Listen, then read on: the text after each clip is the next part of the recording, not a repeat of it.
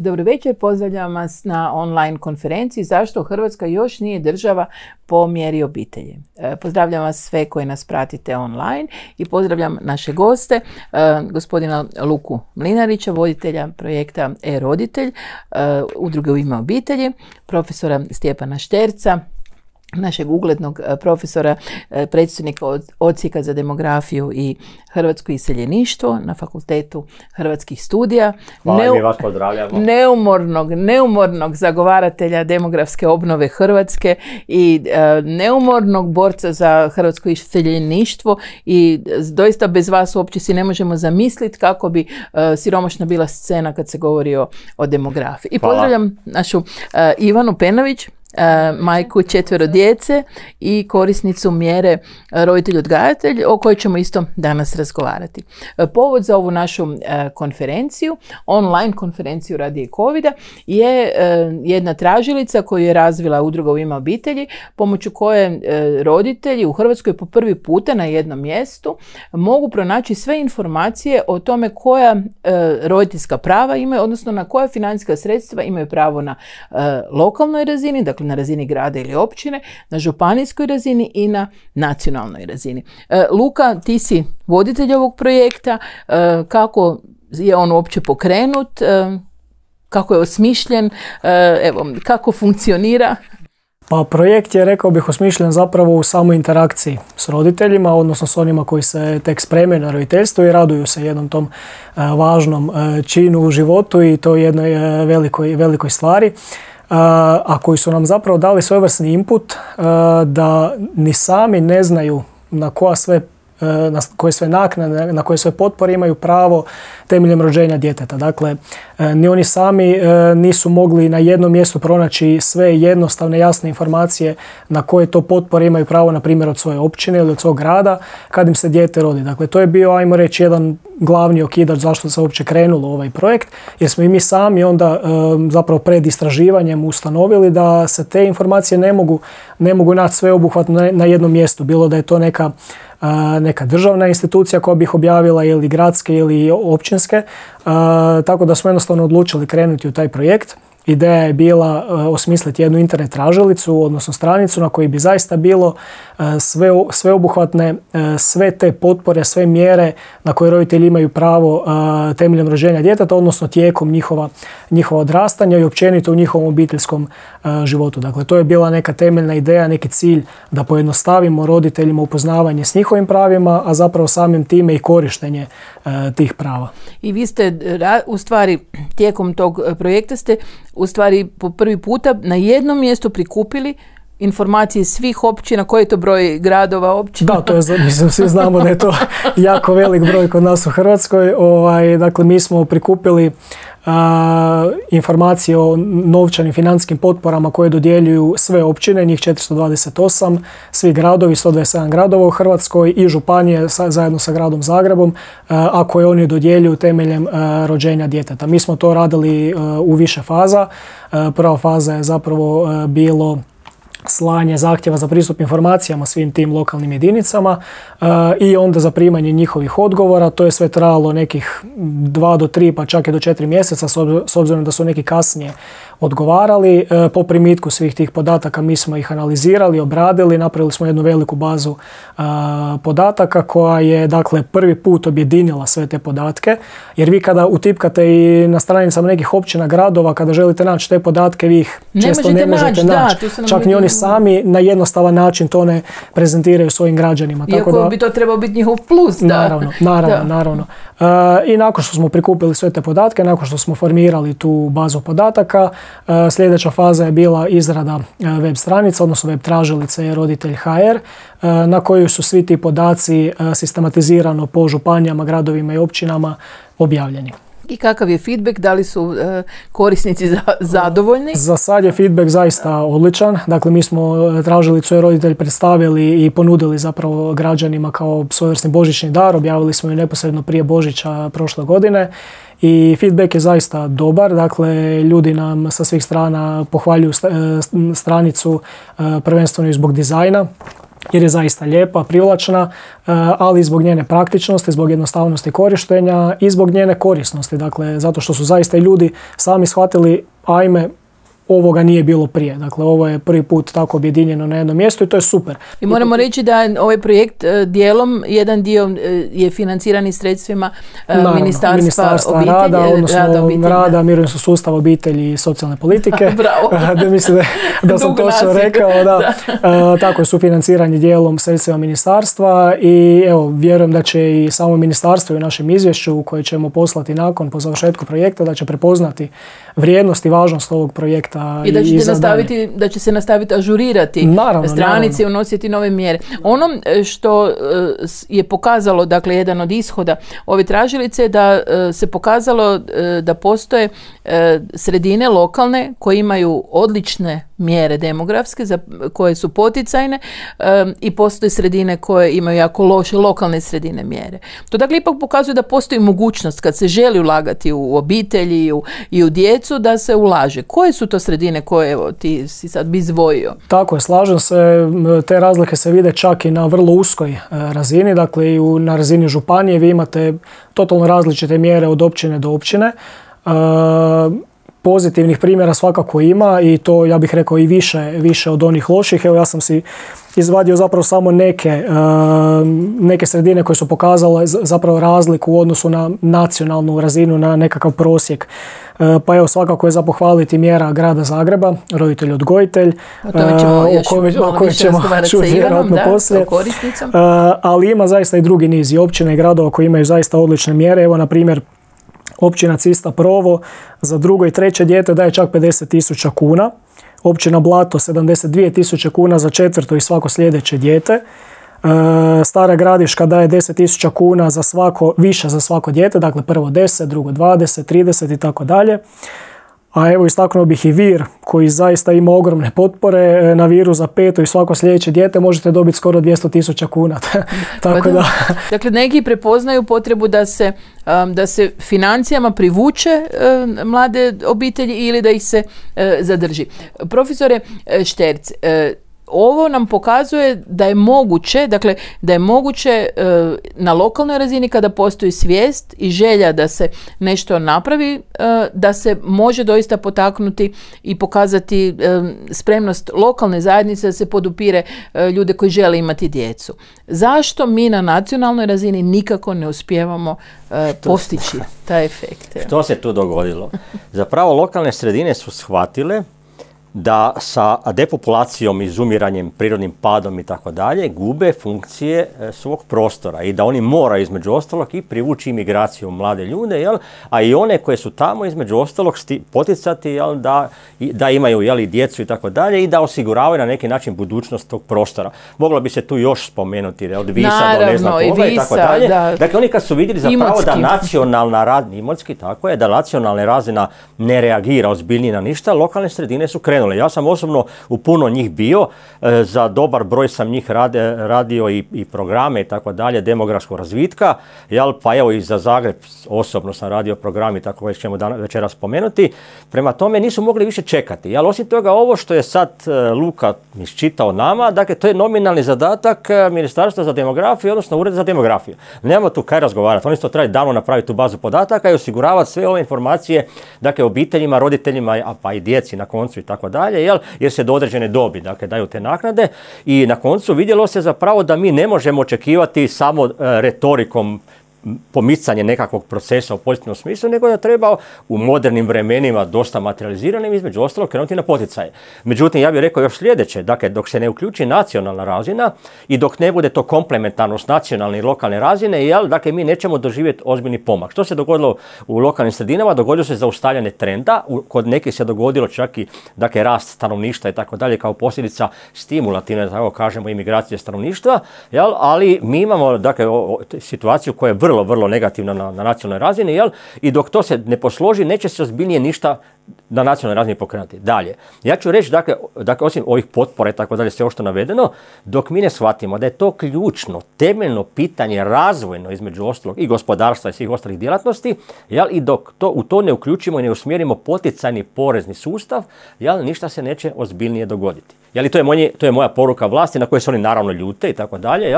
Ali nemaju se kaj ljutiti, mislim, jer to je ključni problem. Dakle, ne samo sad ključni problem Hrvatske, nego postaje ključni problem i Europe. Tako da o tome nemamo kaj razgovarati. Dakle, to se mora staviti u temelje gospodarskog razvitka, i ta problematika mora biti strateška nacionalna problematika.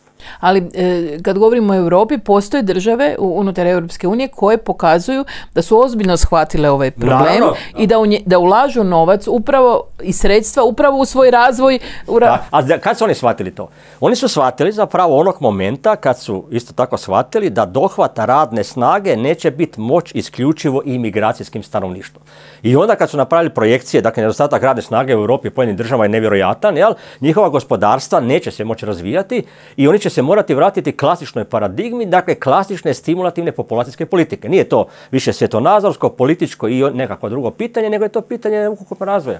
Ekonomskog razvoja, naravno, odnosno za ekonomski razvoj su ključni ljudi. Tako je, gledajte, osim toga neke zemlje, recimo Švicarska i Japan, ne može niko negira da su to nerazvijene zemlje, su jasno njihovi znanstvenici rekli, dakle, gospodo draga, uvjetima depopulacije i prirodnog pada stanovništva nema razvoja.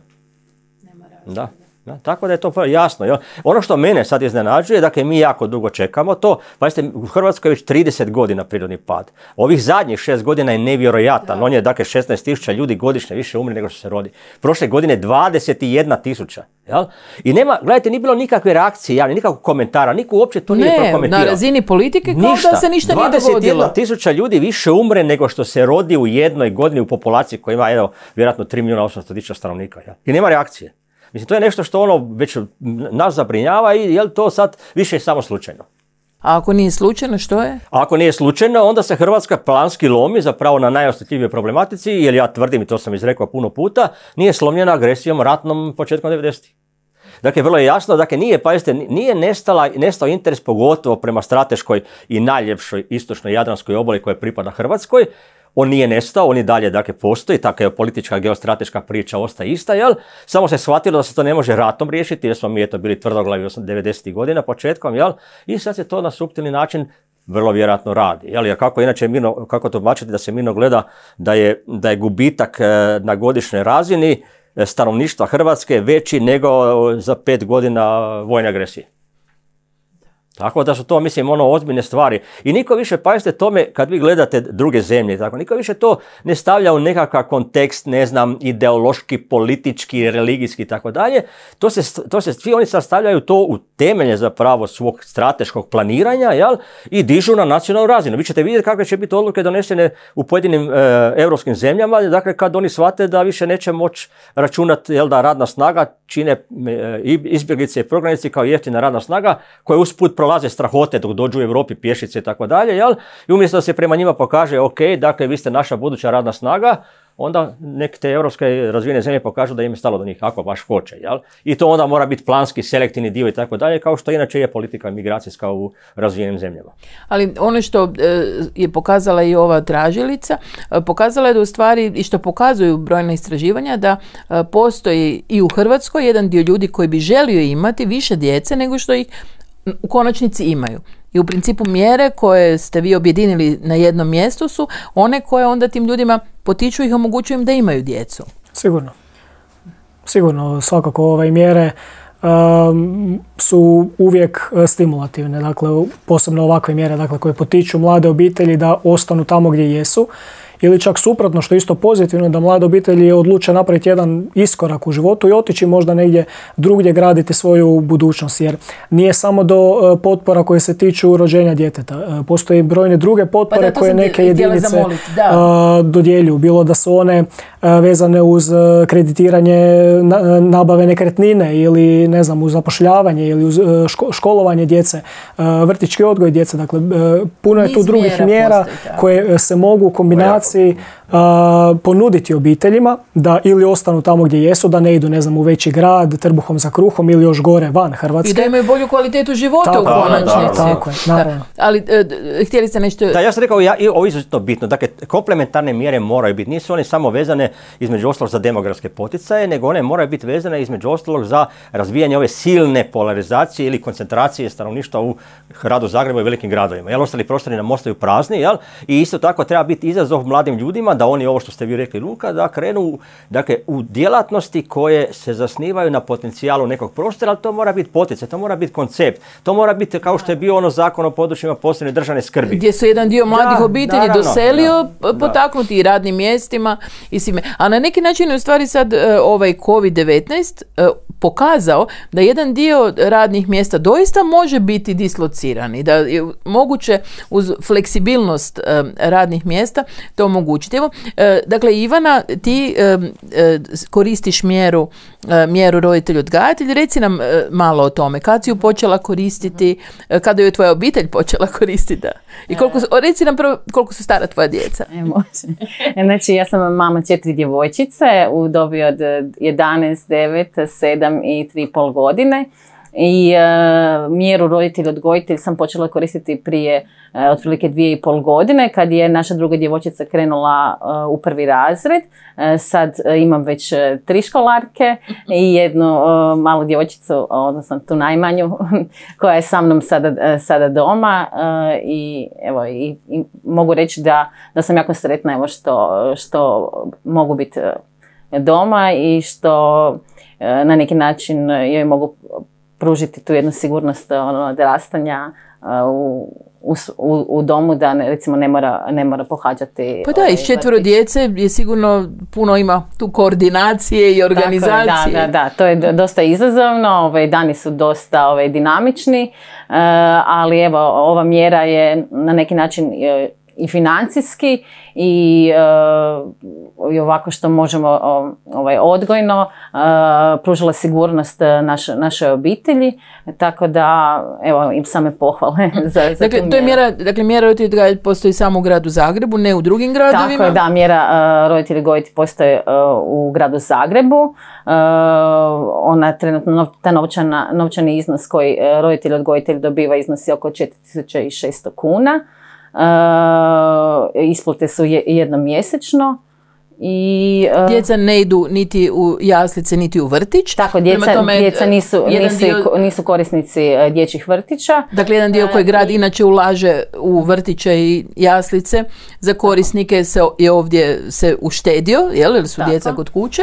Tako je i roditelj mora biti nezaposlen u trenutku apliciranja za tu mjeru. Tvoj suprug radi? Moj suprug radi, da, on je zaposlenik inženjer, zaposlenik jedne IT firme i evo, u velikim mi pomaže isto u odgoju djece i evo svemu što dinamično obiteljski život. Kad smo razgovarali o ovoj konferenciji, rekla si da ti ovu mjeru doživljavaš i kao priznanje nekakav društva, onom što ti radiš kao majka koja podiže 4 djece, kao vrednovanje tvoga rada. Tako je, tako. Na neki način mogu reći da osjećam i poticaj, znači, od naše lokalne sredine, odnosno grada Zagreba, da vrednuje ono što sam ja doma i što sam odlučila na taj način odgajati svoju djecu. Ti si rekla da u krugu, dakle, majki uglavnom koje su kod kuće, majke odgajateljice, da ima i žena koje upravo ova mjera ih i potaknula da imaju još jedno dijete. Tako, da pače, da. I puno sam žena i majki kroz ovaj period koji sam doma i upoznala, koje su isto korisnice mjera, tako da evo na neki način se i družimo međusobno i željela bi istaknuti, možda je ovo prilika, da je recimo meni žao, a i vjerujem mnogim drugim obiteljima što ta mjera nije podignuta na nacionalnu razinu, tako da recimo čak moji kumovi koji žive u Zaprešiću, dakle tu 15 minuta od Zagreba, nemaju tu mogućnost i na neki način vidim da baš je to jedan paradoks u svemu tome, da znači samo roditelji i majke, očevi koji su u gradu Zagrebu mogu koristiti tu mjeru. Profesore, kako vi tumačite da jedna takva mjera koja sad ima učinke, pokazala je svoj efekt, dakle da nikome nije palo na pamet dići na nacionalnu razinu? Palo je njima i već su oni imali prijedloge, imali su i u svom programu i tako dalje. Ja bih mogao puno toga sad ispričati ispričati u off the record varijanti i tako dalje, vezano za to i vezano za ovo, ali ipak ću jedno ispričati, makar me optužili da je to izgovaram pred lokalne izbore. Ja se sjećam kad sam ja došao na razgovor kod gradonačelnika grada Zagreba oko te cijele problematike i ja kažem, Milane, mislim, ti si glavni grad Hrvatske, mislim, Hrvatska neće, kreni sam, jel? I on meni kaže, nemamo mi šterc kaj razgovarati, kako on to kaže. Jel? Ja rekao, šta je sad ono, ostao sam onako iznenađen. Kaže, to je najvažnija problematika u državi. Jel? I odmah je krenuo. Dakle, neću govoriti o nikakvim drugim pozadinama, govorim samo o ovoj problematici. Dakle, to mi se događalo i kod ostalih sredina koje su reagirali. Ali ja ću vam reći, dakle, ključna stvar. Dakle, nije ovo isključivo poticaj, nagrade i tako dalje. To je ulaganje u hrvatsku investiranje. budućnost. I kad naši stratezi, ekonomisti shvate da to nije socijalni trošak, nego ulaganje u budućnost i u razvoj i održavanje svih sustava. Sad si vi zamislite obitelj sa 4 djece koja rastu i tako dalje, koja, dakle, zapošljavaju se, aktivni su i tako dalje, doprinose proračun i tako dalje, osiguravaju mirovinski sustav drugima. Zarađuju mirovine za sve nas. Dakle, vi to morate shvatiti. Konačno ekonomisti nek to shvate, da to nisu nikakva socijalna potrošnja i tako dalje, nego je to ulaganje u hrvatsku budućnost. I kad se to shvati, zapravo meni nije jasno da bilo koji koncepcijski gospodarski razvoj, ili model ili što tako, može uključivati, dakle, investicije, profit i ne znam šta, a ne može uključivati između ostalog radnu snagu. Naravno. To naprosto nije jasno, zato što ona je temelj zapravo svake djelatnosti, ljudska populacija je ključni sadržaj i čimbenik, odnosno faktor svake djelatnosti, svakog društva i prostora. Jel? Dok se to ne shvati, tu je naša uloga, jel, dakle, koju mi na javnoj sceni nastupamo, da mi konačno, ali ja mislim da oni to shvaćaju. Pazite, jel? Kad političari da to shvaćaju. Oni to shvaćaju, jel, ali je zapravo ta politička pragma koja je usmjerena prema interesnim sferama i tako dalje, jel, jednostavno to zanemaruje. Ja sam naravno imao prilike razgovarati sa cijelim državnim vrhom oko svega toga i tako dalje, jel, i naravno, jel, njima jednostavnije to pomaknuti u neku drugi. Ja sam inače čak i planove napravio i pričali koliko bi to koštalo proračunski, ovo što ste vi rekli sad, dakle, prenošenje mjere na cijelu Hrvatsku i tako dalje. Dakle, da roditelji odgajatelji svi u Hrvatskoj mogu koristiti. I da mogu koristiti i tako dalje, jel? I da se između ostalog još neke dodatni poticaje profiliraju i to je ispalo negdje između 4-5 milijardi godišnje. I kad se ja to izgovorio, svi su nesvest pali, jesi ti normalna, šterc ovo, ono i tako dalje, i onda ja iščitaval proračun, jel, stavke proračunske i vidio 1 milijarda, 2 milijarda kud ide i onda se vidi što se troši? 10% gotovo državnog proračuna je irelevantno, kao što bi rekao, dakle, vrh naš politički, irelevantno za razvoj Hrvatske. Jel, dakle, baca se novac u ne znam šta, da ne sad spominjem što stalno spominjem i tako dalje. Primjere, znamo ih svi. Ali to se mora shvatiti, dakle, da to nije to politička priča, dakle, da je to, recimo, ne znam, nekakva nacionalna isključivo priča. To je priča svih političkih opcija u Hrvatskoj. Ovaj prostor se i dalje zove i društvo Hrvatsko. Hrvatsko, kogod je na vlasti, oni mogu tako biti je. lijevi i drugačiji i bogatstvo, dakle, i ako baš hoćemo i etničko i tako dalje, ali nek shvate da žive u Hrvatskoj. Tako, i da u konačnici su Hrvati, odnosno ljudi koji ovdje žive, naša djeca su oni koji će zarađivati i uplaćivati u državni proračun. Ali imate sad koncepcija drugih, dakle, između ostalog i neki demografi tu koncepciju zastupaju, jel, da se ova priča, dakle, demografska revitalizacija, može isključivo jedino riješiti imigracijom. Dakle, imigracija stanovništva na stanovnika od 3.800.000 je klasična supstitucija stanovništva i naravno ja točno vidim, dakle, ti demografi, uglavnom ti su anacionalni, ali u kojim novinama oni, dakle, daju svoje analize, jel? Dakle, to je klasična supstituciju stanovništva niko neće dozvoliti, to je, dakle, nikad nije u povijesti nije dozvolio, jel? Prema tome to mora biti komplementarno, jel? Dakle, klasična populacijska politika, poticajna, i kroz, naravno, porezni sustav i selektivna imigracija. Dakle, selektivnu imigraciju provode se. A pogotovo je u prednosti Hrvatska. Zašto? Zato što Hrvatska ima bogatstvo svog iseljeništva. Jel? Mi imamo više stanovnika vani nego doma, jel? I kad vi gledate modele drugih zemalja koji imaju slično, jel, kao mi, oni to rade. Oni svoj gospodarski razvoj temelje na bogatstvo svog iseljeništva. Jel, mi ništa. Ali mi smo u Hrvatskoj vidjeli da u najtežim trenucima ove države, dakle za vrijeme rata su Hrvati mladi iz iseljeništva dolazili u Hrvatsku. Dakle, očito je da postoji spremnost. A kaj postoji? Znate kaj postoji? Dakle, ovako, ja ću vam reći, ja kako se ja cijeli život, hvala Bogu, 44 godine sam bio na PMF-u, jel, sad 2 godine na ovom faksu, jel.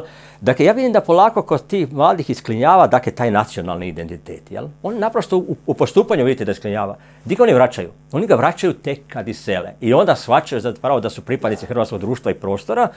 I taj idealizam postoji, on je čak i veći nego što je u Hrvatskoj. On se ispoljava u ratu, se ispoljio u izravnom varijanti, ali bismo vidjeli na svjetskom prvenstvu u Rusiji. Dakle, ste vidjeli tu simboliku hrvatsku diljem svijeta. Niko nije reagirao negativno na nju, osim iz Hrvatske. Ja? Da. Tako da. Dakle, htjela sam samo na tebi, Ivanaš, vratiti. Zanimljivo mi je, dakle, mađarska ministrica obitelji Katlin Novak nedavno je ponovila ono što je u stvari nekakva tema Mađarska, to je da su oni željeli napraviti i napravili su zemlju koja je prijateljski, državu koja je prijateljska prema obitelji, dakle koja nastoji sve učiniti što može da se obitelji tu osjećaju da su one bitne za društvo kao što jesu. Ova mjera je tebi omogućila da se ti ne samo da se brineš na odgovarajući način o svojoj djeci, da imaš obitelj one veličine koju ste ti i tvoj muž željeli, već istovremeno i da ti si postala studentica. Dakle, ja sam ponovno postala studentica. Da, ja sam se odlučila nakon dugo godina za nastavak studija. Evo i na neki način mi je i ova mjera o tome pomogla sa nekom financijskom sigurnošću i nekako mi je možda i sama bila vjetar u leđa, da sam ja uz pomoć obitelji, prije svega mog supruga, odlučila se za taj korak, tako da evo ja sam uz dobru organizaciju vremena nastavila studij. Super, odlično. Evo. Dakle, to je ovo komplementarnost mjera. Nije to samo jedan korak, već se mnogo toga može napraviti. Luka, koji je sad plan sa ovom tražilicom koja nas je tu sve okupila? Ako smije se prije nadovezati na temu koja je bila povučena, to je ljudi kao resurs. Zapravo kao jedan pokretač gospodarskog razvoja. Samo bih naveo jedan konkretan primjer kojeg imamo danas u svijetu, a to je Hong Kong. I kad pogledate taj Hong Kong koji je još i nakon Drugog svjetskog rata dugi niz godina bio u teškom siromaštvu. Ljudi su živjeli doslovno u slamovima i u katastrofalnim uvjetima i svakakvi razni stručnjaci i oni su im nudili razne mjere depopulacije jer su utvrdili da je njima zapravo prenapučenost najveći problem. Međutim, Bogu hvala, našli su se jedni pametni stručnjaci koji su im upravo suprotno sugerirali, a to je iskoristite ljude kao resurs. Iskoristite ljude kao pokretače gospodarstva. I vidimo gdje je sad Hong Kong. Rasli su i po stanovništvu, a rasli su i gospodarski. Azijski tigar, jedan od gospodarski najrazvijenijih. Pa i za Irsku u konačnici je to bio jedan od ključnih čimbenika u njezinom ekonomskom snazi i stvaranju snage je bilo upravo to što su imali piramidu demografsku drugačiju od ostatka. Naravno, i oslonili su se na bogatstvo svog iseljeništva, oslonili su se na potencijal vlastitog prostora, poticali su porezne djelatnosti koje su na temelju tog potencijala prostornog nastale. Poticali su svaka ulaganja svog iseljeništva u Irsku i tako dalje. Dakle, to su političke odluke, pazite. To su političke odluke koje nažalost u Hrvatskoj izostaju. Dobro, ono što mi vidimo je da se sada na lokalnoj razini, na nekim lokalnim razinama vidimo da su te odluke donesene. Da, morali su, da. Dakle, vi ste imali priliku sudjelovati u kreiranju, dakle konzultirali su stručnjake u redu. Dakle, sad, evo, nadamo se da će ta kompeticija dovesti do toga da jedni uče od drugih i da se to popne i na nacionalnu razinu. Od država u Europskoj uniji, koje su one koje bi vi dali kao primjer Hrvatskoj? Ali gledajte, Mađarsku moramo spomenuti još zbog jedne situacije. Prva je Mađarska počela.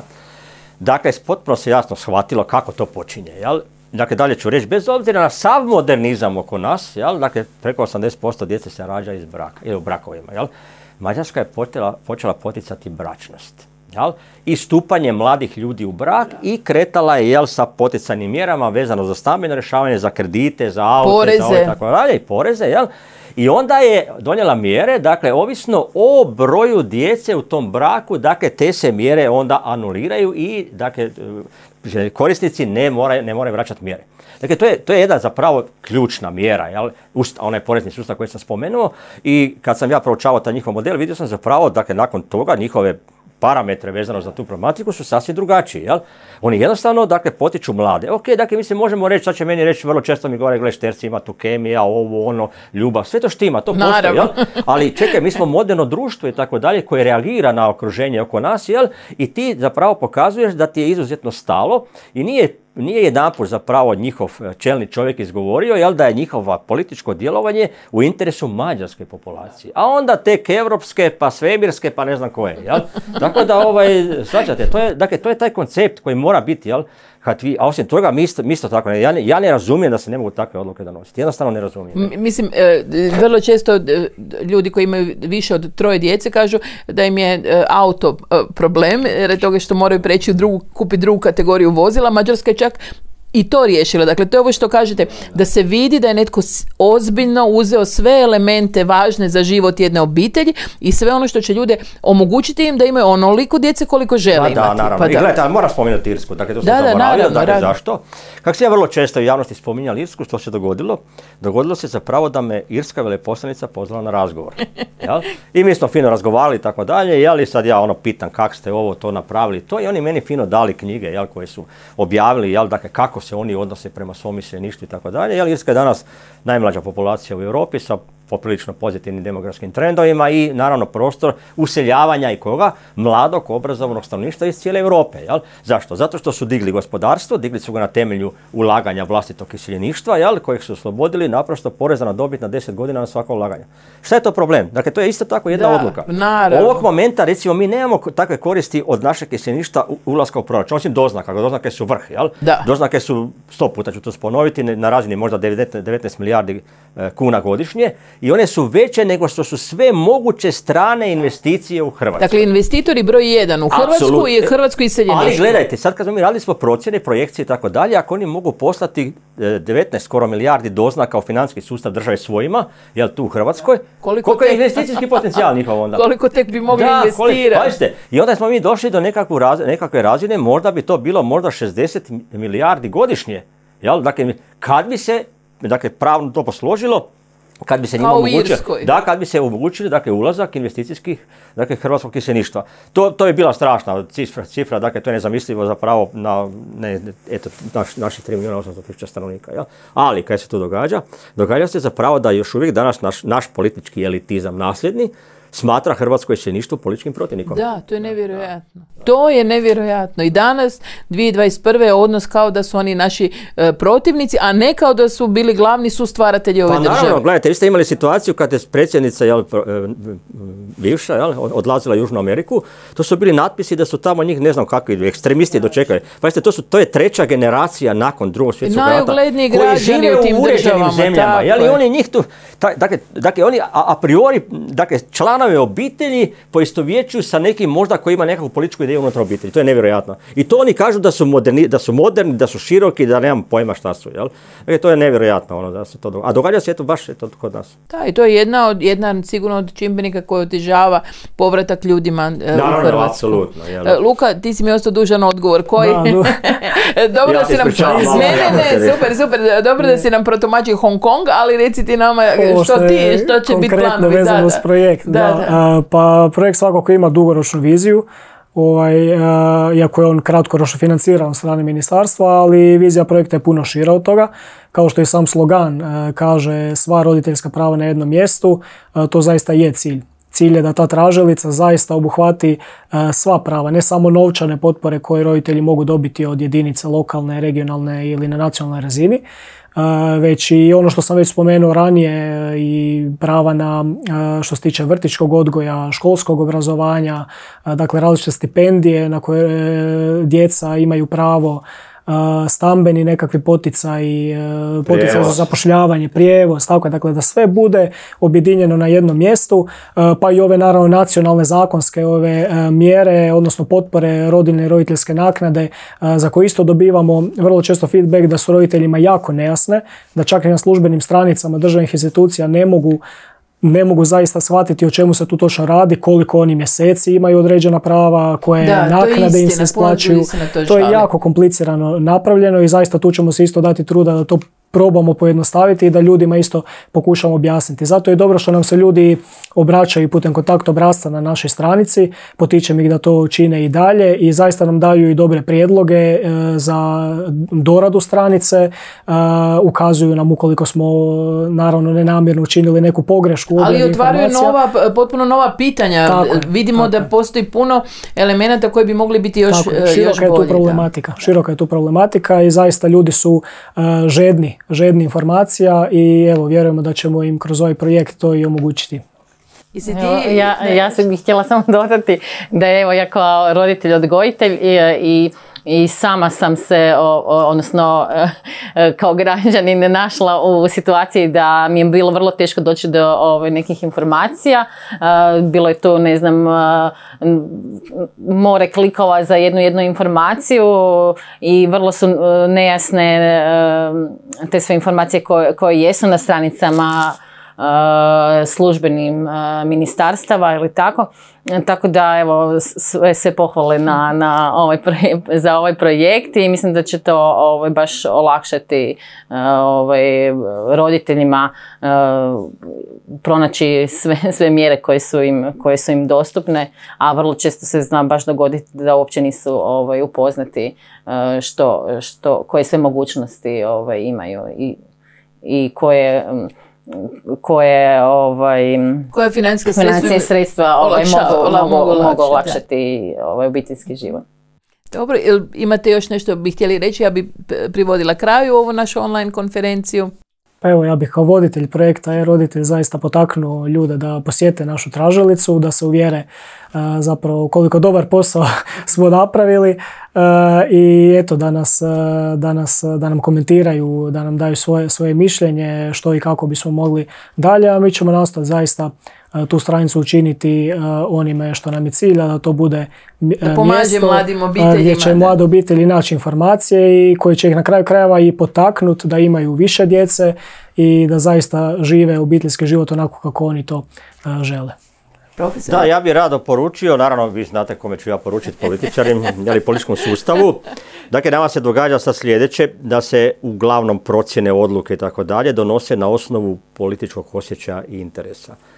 Ta priča kad krene, onda zemlja koju vode ovako otprilike izgleda pri dnu Europe. Dakle, definitivno jasno, oni se moraju oslanjati na istraživanja, na projekcije, na modelska rješenja i naravno to donosi znanost. Koliko god to njima teško prihvatilo, a oni mogu između ostalog u nekoliko znanstvenih varijanti koje se nude izabrati onu koja njima ako baš hoće i politički konvenira. Jel? Dakle, mi smo sad, dakle, naša zemlja i naše društvo u fazi isključivog političkog odlučivanja, promišljanja prema političkom osjećaju. Jel? Malo to ima znanstvenih između ostalog zakonitosti na kojima bi se zapravo trebali temeljiti njihove odluke. I nek shvate da oni jesu tu di jesu u ime naroda. Hvala vam puno.